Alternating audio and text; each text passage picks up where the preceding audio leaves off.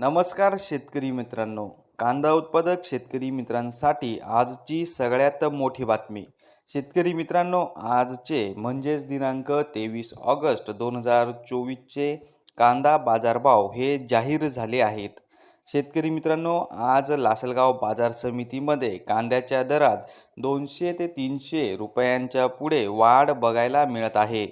लासलगाव बाजार समितीमध्ये उन्हाळी कांद्याची आवक ही 4,500 क्विंटल एवढी आली होती. लासलगाव बाजार समितीमध्ये उन्हाळी कांद्याला भाव मिळाला आहे.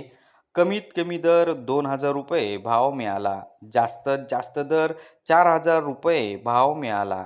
सर्वसाधारण दर 3,825 रुपये प्रति क्विंटल एवढा बाजारभाव लासलगाव बाजार समितीमध्ये मिळाला आहे.